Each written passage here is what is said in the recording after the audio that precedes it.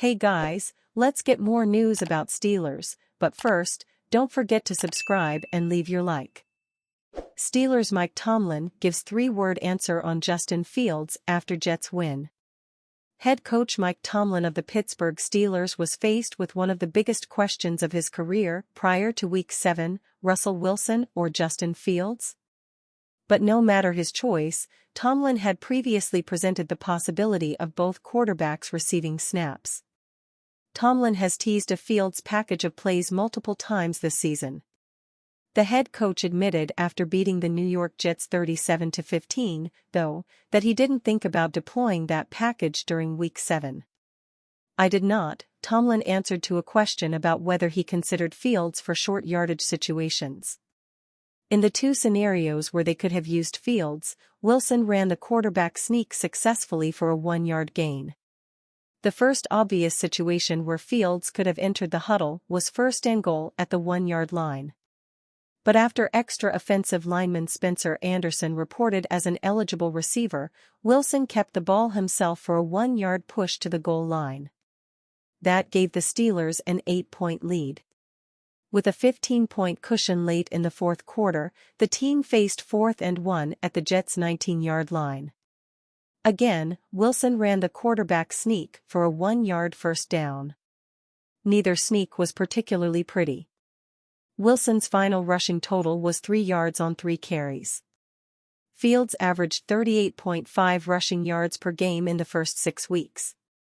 But if Tomlin didn't even consider Fields an option for either of the obvious quarterback sneak situations in Week 7, then there probably isn't a realistic scenario where the 25-year-old enters the game while Wilson is healthy. Wilson started slowly, but after knocking off the rust in the first quarter, he was a passing upgrade. Wilson completed 16 of 29 passes for 2 touchdowns.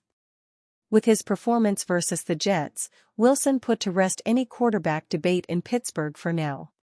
The other New York team, the New York Giants, will visit Acrisure Stadium for another primetime game in Week 8. The following Sunday, the Steelers will have their bye week. If Wilson isn't able to replicate his debut success in Week 8 versus the Giants, the Steelers could have 2 weeks of quarterback debate before their next game. However, if Wilson does play well, he will likely enter the second half of the season with a lot longer leash. Fox Sports' Jay Glazer reported before Week 7 on October 20 that Tomlin told him the Steelers have 2 capable quarterbacks. But Tomlin added that he wanted to see how Wilson performs before making a long-term quarterback decision.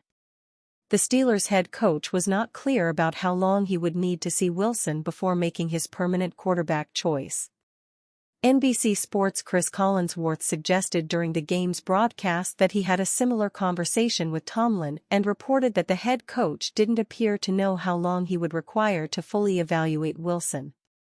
So, perhaps 2 games won't be enough time to make that long-term quarterback decision.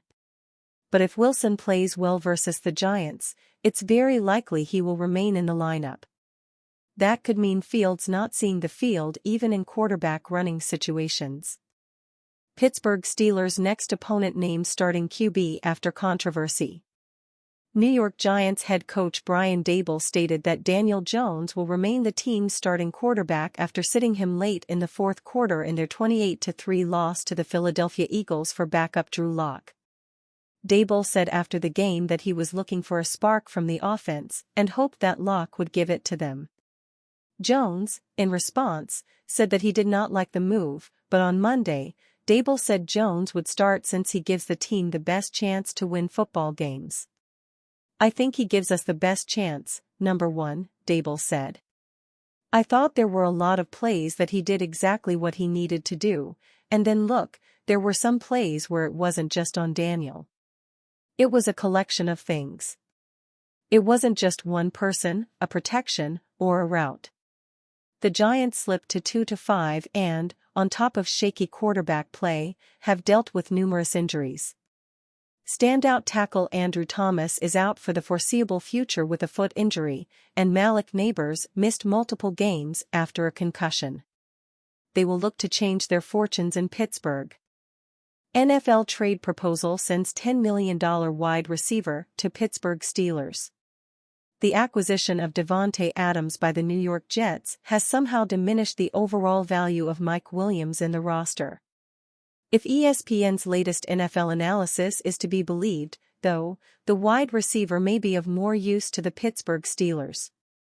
The Steelers find themselves in a state of desperation following significant trades in the NFL, particularly after missing out on top wide receivers. Recently, the Jets made headlines by acquiring Adams, leaving the Steelers scrambling for alternatives. Although Pittsburgh was in discussions for Adams, they ultimately failed to secure a deal. Head coach Mike Tomlin's announcement that Russell Wilson would take first-team reps hints at a potential starting role in Week 7, stirring mixed feelings among fans. However, the real concern lies in the Steelers' lack of a reliable wide receiver option, especially after Amari Cooper was traded to the Buffalo Bills, further depleting their chances. As the Steelers look ahead, they may need to consider less appealing options, such as former first-round pick Treylon Burks. Currently, George Pickens stands as the most talented receiver on the roster, but the team lacks a true number one option. To bolster their offense, the Steelers will need to think creatively and act quickly, as the clock ticks down to the trade deadline. The urgency for a significant addition at wide receiver has never been clearer, and the team's future may hinge on their next move.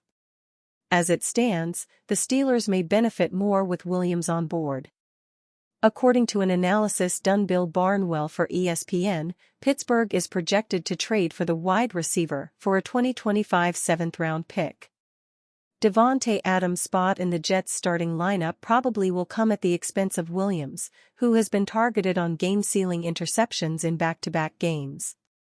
In addition to not being on the same page with Aaron Rodgers, Williams doesn't quite look all the way back from the torn ACL he suffered in September 2023. In 2022, his last full season, his average maximum speed when running routes was 14.4 miles per hour, which ranked 27th out of 104 wideouts. This season, his average maximum speed has dropped to 12.9 miles per hour, which ranks 99th.